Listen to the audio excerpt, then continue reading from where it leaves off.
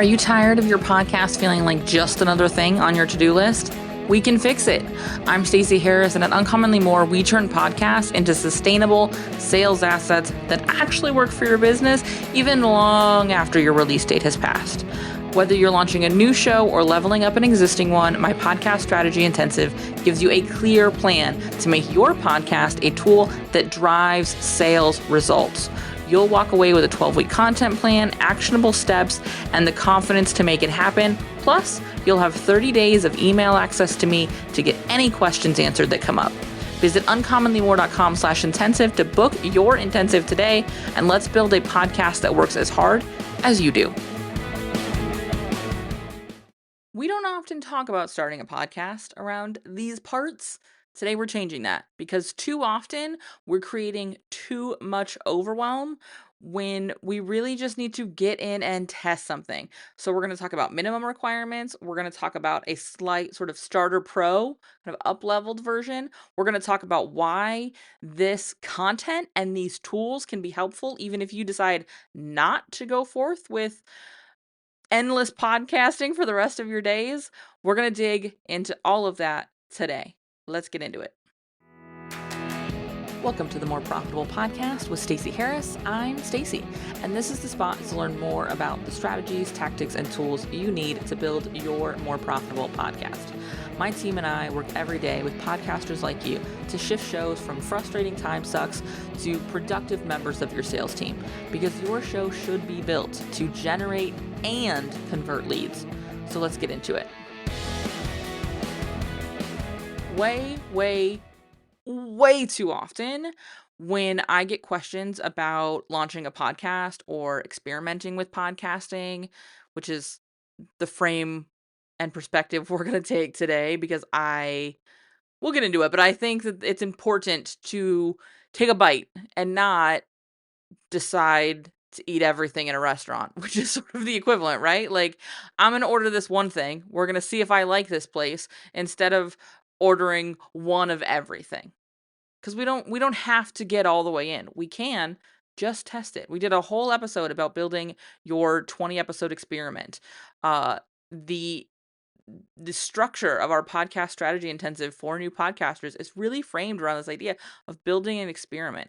What does it look like for us to focus on building 12 or 15 or maybe 20 episodes of content that we can be using, whether we want to create more and we want to keep going and build out another season, or however we want to frame that, or we just build this like solid asset and it becomes a great opt-in. It becomes a great tool to share and follow up with people after a networking event and hand them, hey, we were talking about this episode talks about that. Enjoy. What does it look like for us to focus instead on what is the best 12 episodes we can create that'll be an asset whether we want to keep podcasting or not? Whereas most podcasters go, I want to start a podcast. What is the top level gear? What is the best recording equipment I can use? And they go in and then they're 5 episodes in and they're like, this is hard. This is heavy. I don't want to do this forever. It's not the best way I create content. I think not often enough are we having that question. We're skipping the check-in with ourselves that this is the kind of content we want to create. And that's really hard to decide before you've ever created podcast content. And so what does it look like for us to build an experiment where we feel this out? We try this on. And when we wrap up that experiment, we can debrief and we can see if we want to keep going, or we can go, yep, that's going to be a great asset. I can see lots of ways I'm going to use that, repurpose it into other things, etc.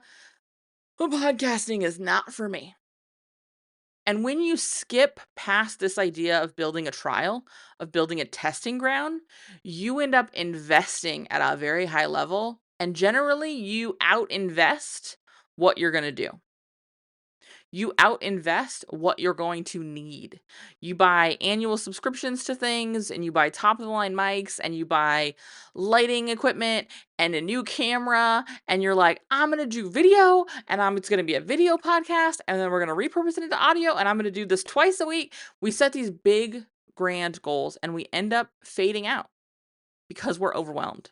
And so instead, I want us to look at the container, building the container. And then what are the minimum requirements to get that container built? Because guess what?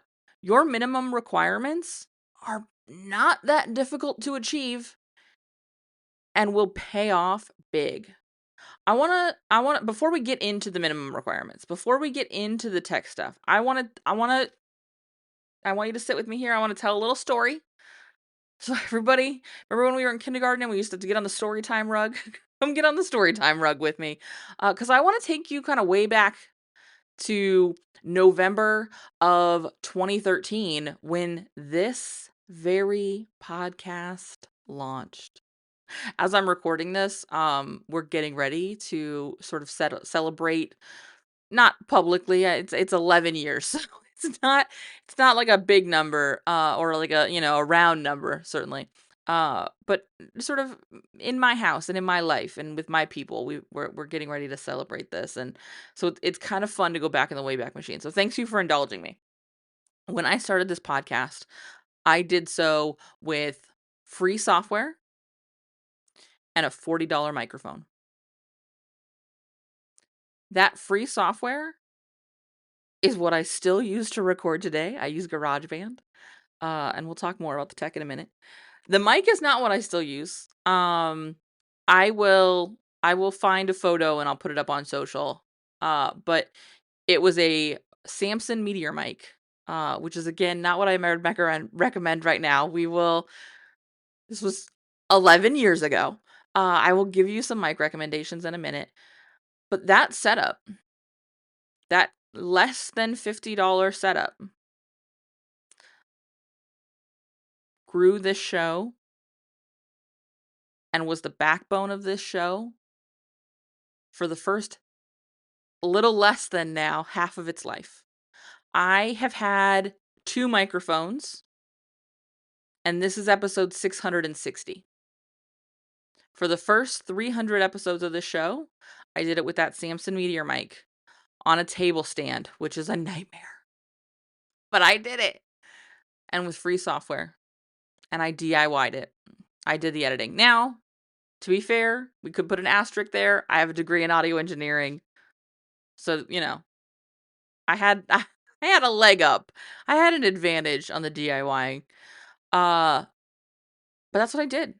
I did it at the time. I recorded my interviews with Skype because at the time it was the best option and it was free. Now I don't even do interviews, but when I do, I use Riverside. We'll talk more about the tech, but I want to be really clear that $40 got this show through half of its current episode count. For the first 300 episodes of this show, I recorded it on a $40 mic. For the last 360 episodes of this show, I have been using my Rode Podcaster mic. I do occasionally think about a new mic, mostly because, you heard that part about the degree in audio engineering, right? I like mics. They're fun, but it's not necessary. And by the way, there are steps between, and we're going to talk about them, my Rode Podcaster and that first Samson mic. Because that first Samson mic was $40, and this Rode was, I think when I bought it, it was $250 or $300. I have no idea what it's priced at now. I will check. I will have links to everything in the show notes. But I want to be clear that your minimum requirements aren't just for that experiment, aren't just for that first 12 or 15 or maybe 20 episodes. I did 300 episodes on a minimum viable product. The only other expense I had was my host, which again, we'll talk about hosts when we talk about tech. But I was able to build and sell a membership site, book speaking gigs, sell services, do everything I do with my show right now for 300 episodes with a total entry investment of less than $50. The gear does not need to be complicated. I'm going to give you a checklist of what to order today. What's complicated, what's overwhelming is the what to say. And we often dress that up in the clothes of equipment. But that's not what's stopping you. And I say that because I'm going to solve that problem today. And when I solve that problem for you today, I need you to be accountable to what comes up for you and what keeps you from still hitting record. What is keeping you from doing this thing you want to do? If you didn't want to do it, you wouldn't be listening to this episode. I am not that interesting. I mean, I am. But I'm not talking about anything that makes me interesting right now. Okay? If you're listening to this episode, you want to do this. You're just overwhelmed. There are so many choices. There are so many options. And that can shut us down. And so what I want you to focus on just what's now and what's next. What is the best decision you can make right now to move forward? What's next? What are the things you want to be talking about so that we can make sure we're building you something that is useful regardless of what happens on the other end of the experiment? How can we build an experiment that feels bite-sizable, that feels doable, that feels obtainable, instead of continuing to kick around an idea and make it bigger and bigger and more overwhelming and more daunting? No, we're going to solve the tech problem today. And I'm going to tell you how to solve the other problems should you still have them. And I'm open to the idea, and I'm hopeful that solving the tech problem solves the freeze. That's what I want for you. But if it doesn't, you have to promise me that you're going to address that. You have to promise me that you're going to, after this episode, set aside the idea that you don't know what tech to use and start to look at why you're still not doing this. Because you want to do it. And I say this because I am a deep, deep believer that it is not my job to convince people to podcast. You will almost never see me on social or at events or in this show saying, you really got to start a podcast. Everybody needs a podcast. Everybody doesn't need a podcast. In fact, I can think of dozens of people who I'd like to take their podcasts away right now off the top of my head. Dozens. However, I am here to move those of you who do want a podcast, and that's you because you're here. I am here to move you out of freeze and into work, into action. Because the longer you stay in freeze, the harder it's going to be to get started. And the longer it's going to be before it starts to work for you. Because spoiler alert, podcast episodes almost never get clients with episode 1. Sorry. Hate to burst your bubble. Hate to rain on your parade. But it's true. It takes time. This is a long game. It's consistency. It's showing up again and again. It's building strategic action. It's promoting the show. And then it's doing it all over again.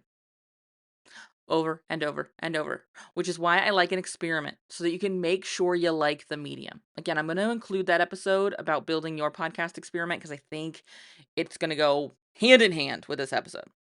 That's enough of my soapbox. Let's talk gear. I'm going to sort of do this in 2 levels. We're going to first talk about minimum viable product. Then we're going to shift into what I'm going to call the starter pro setup. If you're really, really unsure, but you're also really, really excited about the idea of doing this, I want you to start with the minimum requirements. Here's what's great about the minimum requirements. These tools, everything I'm going to recommend you purchasing here is going to be helpful, even if all you ever do is like group calls and show up on other people's shows.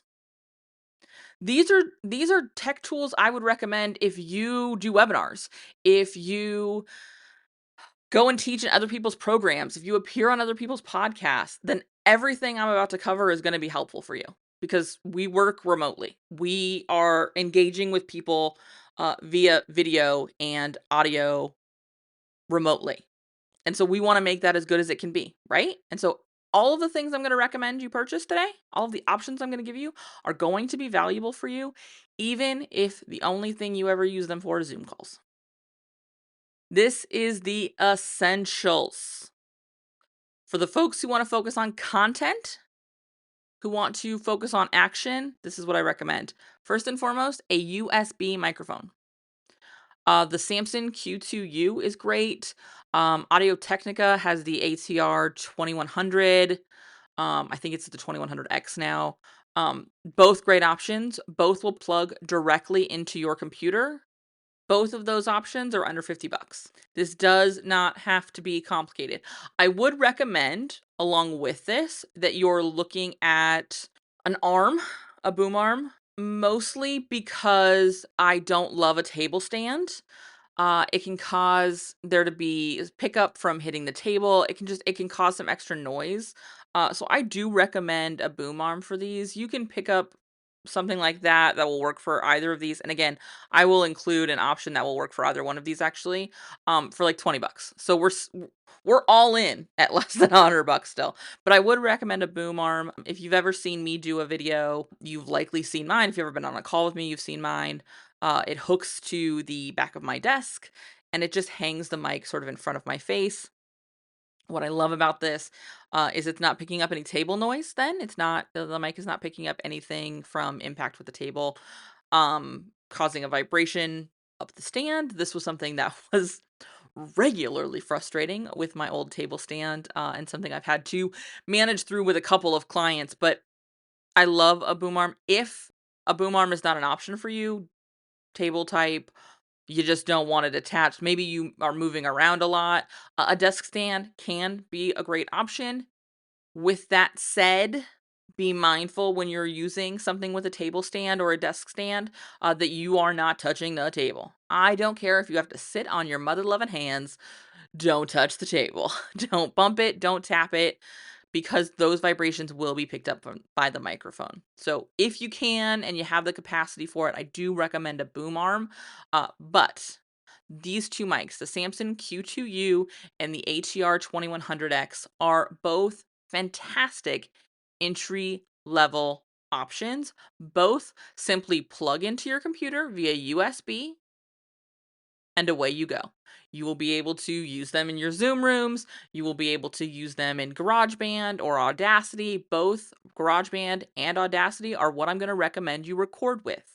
If you're recording solo episodes, you can record and edit in those platforms. GarageBand is exclusive to Mac. Audacity, you can use either way. I am a Mac girly. I love GarageBand. I say, as somebody who went to school for audio engineering, who has edited in all sorts of very expensive options, you don't need all of those features to do what you're doing. So GarageBand is going to be perfect. Audacity is another great option, and like I said, completely free. Neither of these are going to require an additional investment. So these are your minimum viable products. If you're going to feature guests during your experiment, I would recommend using a tool like Zoom. I know, it's not my favorite. It's absolutely not what I would recommend for long-term podcasting because Zoom does do some compression for the audio. And so you're not going to get perfect audio quality. But guess what? You're already paying for it or it's free.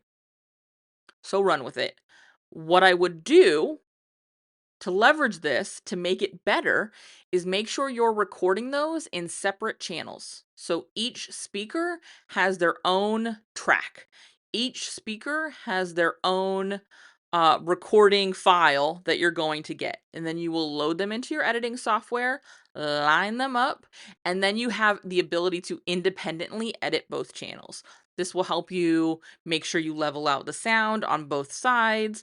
This will allow you to, if I'm talking, I'm your guest, I'm answering a question and somebody knocks on your door, I can't edit out the sound of that doorbell or your dog's freaking out that interrupted the fantastic answer from your guest if all I have is one track with both of your feeds in it. However, if I have a track for your guests and a track for you, I simply delete the noises on your side and your guest's fantastic answer remains unharmed.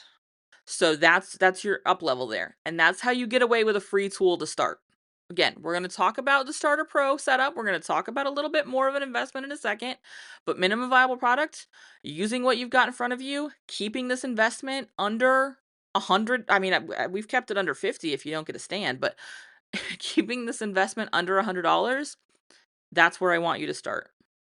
When we start to look at your hosting, I am a huge fan of Buzzsprout. I think Buzzsprout is a fantastic option. But if you need to or want to keep this free, Spotify has a free hosting level. You can get started. It used to be called Anchor. Spotify bought Anchor. You can host your show there for free. This is not what I would recommend for the whole lifespan of your show. We have moved several people off of them because long term, I do think there's better options. But for your test, for your experiment, to get rocking and rolling, heck yeah, baby. You will still be able to distribute everything to Spotify, to Apple, to YouTube, to Pandora, to Amazon, to wherever else you want to. All the same distribution options will exist for you, but it will be free. So your minimum viable product is a USB microphone. Again, that Samson Q2U or the Audio-Technica ATR 2100X. Great options. You're going to be recording and editing in a tool like GarageBand or Audacity. Spotify can be a great option for free hosting if you are willing to spend a little. Buzzsprout starts at like $12 a month. It's fantastic. And by the way, if you decide at the end of your 15 episode experiment that you don't want to keep doing this, but that you do want to keep that out, you can bump that down to a $5 a month archive option so that your show stays up. You still get stats and data, but you don't have the ability to upload any additional content. So you're paying $5 a month to continue to have this distribution and continue to have this data so that you can be, again, using these assets, even if you decide that long term, adding to that podcast is not for you. Let's talk about some upgrades. Because you're like, yeah, this works. These would be tools. Honestly, these are tools anybody who's doing stuff on the internet should have, in my opinion. The next one, what does it sort of look like to, I want to go pro from the start. I'm willing to spend a little more. So what does it look like to keep this under $150? For me, that would look like the Shure MV7X. It's a fantastic USB still dynamic mic.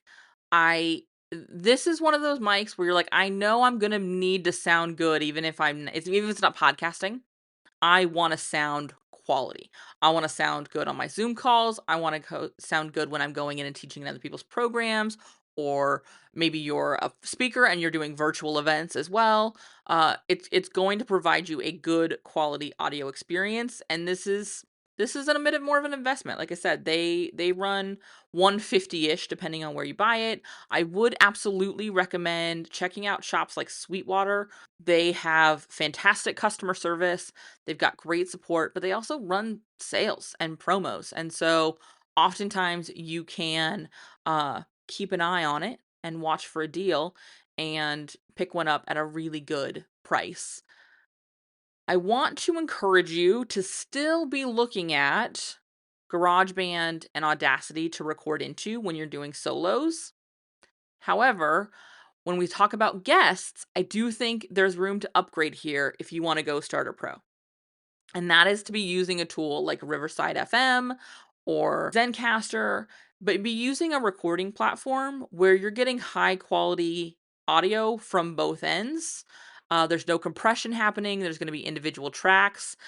The great thing about this is also you're going to get video, and so it can be fantastic to get short form clips, or if you're going to be doing video and audio with your podcast, you have that option there, and it's going to be higher quality all around. I will tell you right now with Riverside FM specifically, what you're seeing is not necessarily the same quality as the recording. In fact, it very often gives you a warning that it's not. So when you're seeing the screen get blurry or something like that, That's just because it is prioritizing the recorded content. And this for me is the biggest difference. And the reason for the up level is Zoom is prioritizing your live experience. Zoom is not prioritizing your recording, which is great when you're in a live call. But I'm looking for something when I'm recording podcasts that's prioritizing the recorded content. And something like Riverside FM is doing that. It is going to sacrifice a little in your live feed to make sure that it is providing you a high quality recording. And that's what matters most when you're doing these guest conversations. So that's where I would recommend the up level from your recording step. You can absolutely then edit in Riverside. You can also take it and edit it in GarageBand. A great option if you're somebody who's really uncomfortable with editing, but you want to DIY this test chapter, which is often what I recommend, is something like Descript. They do a great job of allowing you to edit based on a transcript to a certain amount. It also has a lot of really good editing tools built in. From the sort of accoutrement standpoint, the accessories, when we're talking about upgrading, if you're adding in video, make sure you have things like a decent webcam. You don't need to go out and buy a huge brand new camera. A good quality webcam will absolutely get you there. Be paying attention to your lighting. Honestly, that's going to matter more than your camera. Make sure you've got good lighting. Make sure you've got things like a boom arm instead of a tabletop. These little pieces are going to be what upgrade your experience the most, is looking at those little details. That becomes the big differentiator. And from a hosting perspective, I would, if you're looking to start pro, you're looking at Buzzsprout, you're looking at Libsyn. I like Buzzsprout. I'll be really transparent. I was with Libsyn for 9 years. It's the only other host I've had besides Buzzsprout. I've been with Buzzsprout now for a couple of years. I'm a big fan of Buzzsprout. Dynamic ads, which we talked about recently, are a big part of that. That's just much more accessible for micro business owners like you and I to be running things like dynamic ads on a tool like Buzzsprout than it is on Libsyn. That's all there is to it. The tools are both great. However, that dynamic ad access is really fantastic. And if you're DIYing, there are some like mastering and AI features built into Buzzsprout that can help you get some things done. I think the interface is a little more accessible. I think the tool as a whole is more friendly for beginners than a tool like Libsyn is, but both options are great options.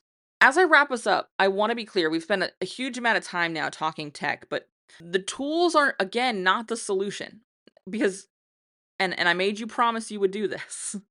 I've now given you all the tools. We've checked that off. Pick from what I offered to you and go order. There's links in the show notes. Easy breezy. Let's get it done. If you're still going, well, I don't know. I don't know how to do this. That means the gear is not the problem. The gear was likely never the problem. What is the problem is all of the things you could talk about. All of the things you might say. What should you say? I know what they need to hear. What do I tell them first? That's a strategy problem. That's a content problem. That is not a tool problem, and it will not be solved by spending any amount of money on tools or tech. It is going to take investing in the plan. It is going to take investing in the strategy. I think when I sat down with Nicole Achi, we talked a little bit about this. We built her podcast experiment together, and then we ended up launching her show. It was the content. She had the gear. She'd had a podcast before. It was the plan that made the new podcast doable. It was getting support that made the new podcast possible. It was not the tech that was in her way. So I will include that conversation here because I think it's another good one to listen to alongside of this. If the strategy is feeling like the problem for you, if the not knowing what to say when is the problem here, that's a solvable problem. It's why we built out the new podcast version of the Podcast Strategy Intensive. Because the conversation you have to be having is, what is the purpose of this podcast? What is the purpose of this experiment? What do I want these 12 episodes to do? What do I want these 15 episodes to accomplish? What do I want to tell them? Why do I want to tell them that?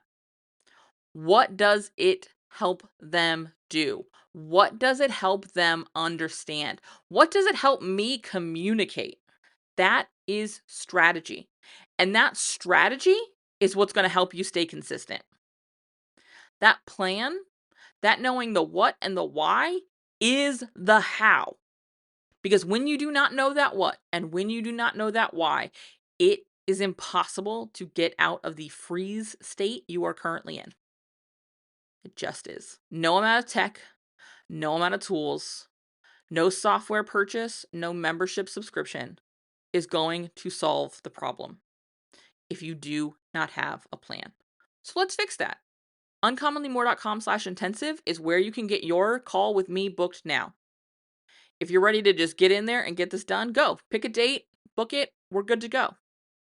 If you want some help to understand if this is the right time for you, if this is the right piece for you, there's a link to my calendar to book a free call. I am absolutely happy to have that conversation. I would be thrilled to have that conversation with you. And I will tell you right now that it's probably 2-to-1. Meaning for every one person who I really encourage to have a podcast, there are 2 people that I tell them it's not ready yet. It's not time yet. Figure out X, Y, and Z. And then come on back. Because I want you to start this in a way that allows you to keep going. The way that sets you up for success from the start. Because I know how hard it is to come back. I know how hard it is to keep a show going that's not a fit. It's what causes people to fade out. We talk about this in a whole episode I did on Pod Fade. I will include that in the show notes as well. I want you to be building something that is sustainable from the start, that is strategic from the start, that is built to do a job for you. And that's what we start with when we start with a podcast strategy intensive. uncommonlymore.com/intensive is where we book yours. I cannot wait to sit down and talk podcasting with you. If you have questions, let me know. Reach out. I would love to hear from you. Other than that, I'll see you right back here next week. Bye. Thanks so much for listening to the show. Remember that content consumption does not make changes. So commit to doing something from today's episode. Maybe it's taking action on what we talked about. Maybe it's reaching out to me and learning more about podcast strategy intensives or what podcast production looks like with our team. All of that is over at uncommonlymore.com. And if you haven't yet signed up for the podcast newsroom, I want to remind you that is a great next step. If you're not really sure what comes next, hang out over there. Get those exclusive private episodes. That's over at podcastnewsroom.com. And the last favor I will ask, because social proof is endlessly important for sure, is to leave a rating or review for the show. If you go to ratethispodcast.com/more, that's the easiest way to do it. But I would love to hear what you thought of the show, what you think of the show, and if the show has been helpful for you. I can't wait to chat with you. So this is just the start of the conversation. Reach out so we can keep it going. Talk soon.